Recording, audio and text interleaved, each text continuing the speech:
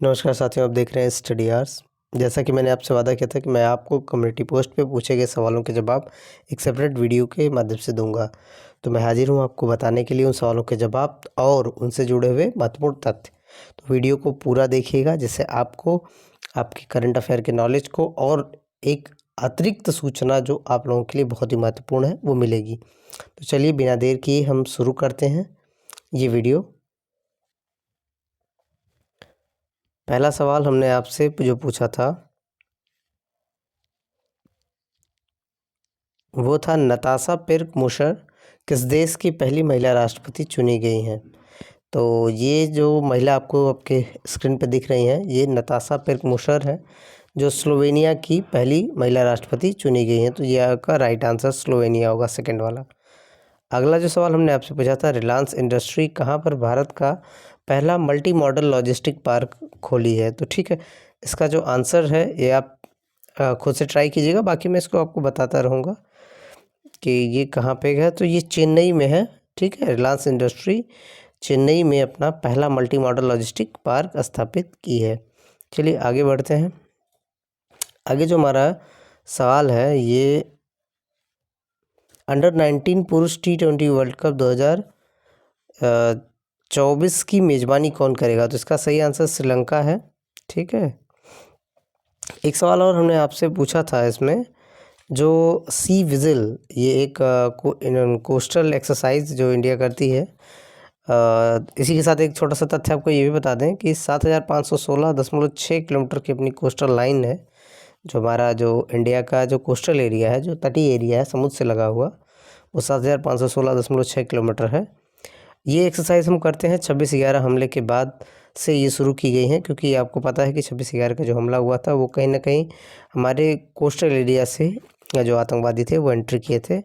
तो coastal security को मजबूत करने के लिए ये एक्सरसाइज हम करते हैं, ठीक है। आप देख सकते हैं ये PIB का, रक्षा मंत्रालय का स्क्रीनशॉट है। ये कब, मेरा जो सवाल था उसमें हमने पूछा था आपसे कि कब की जा रही है। तो ये 15-16 नवंबर 2022 तक आयोजित किया गया है, ठीक है। तो आप इसको ध्यान में रखिएगा।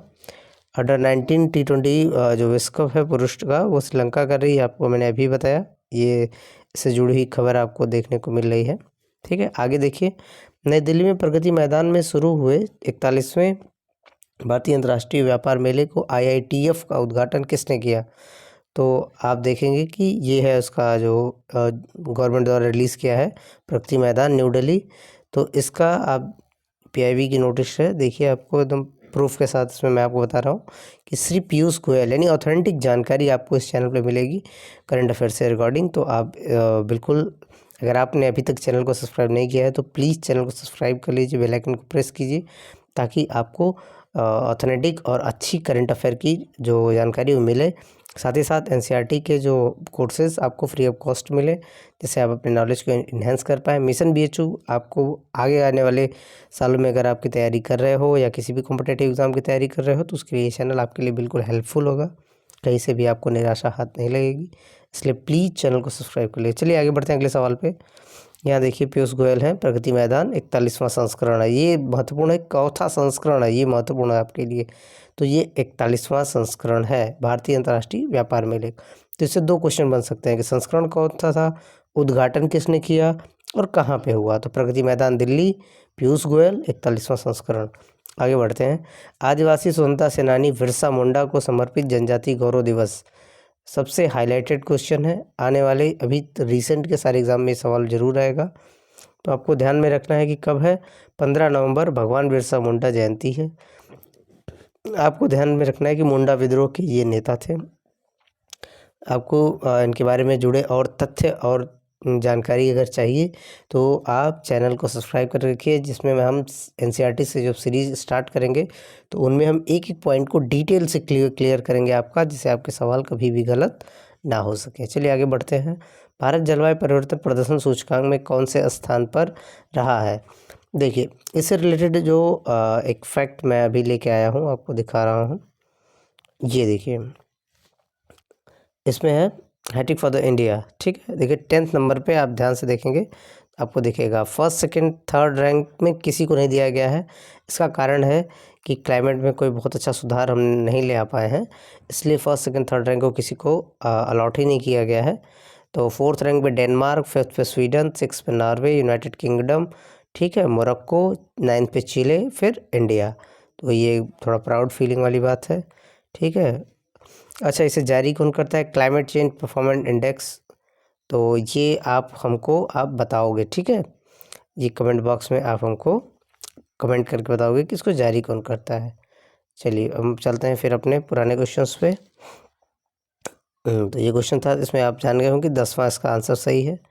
10th रैंक है। अमूर फाल्कन महोत्सव का 7वां संस्करण यानी 7th संस्करण कहाँ मनाया गया है? तो इसका सही आंसर क्या होगा? मणिपुर में मनाया गया है इसका अमूर फाल्कन फेस्टिवल का 7वां संस्करण, ठीक है।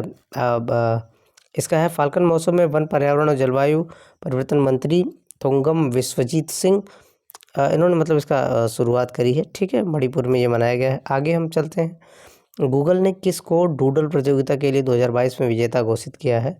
ये 4 ऑप्शन है, इसमें आपको आंसर मैं बता दूं, ये जो बच्चा आपको दिख रहा है इसी को ये गूगल डूडल विनर 2022 है। इसका नाम श्लोक है, यानी ये आंसर का श्लोक मुखर्जी राइट आंसर होगा। चलिए आगे बढ़ते हैं। पीएम मोदी ने 108 फीट ऊंची स्टैचू ऑफ प्रॉस्पेरिटी का अनावरण किया, वो कहाँ किया? तो अभी हाल ही में किया है, इसका अनावरण बेंगलुरु में हुआ, ठीक है।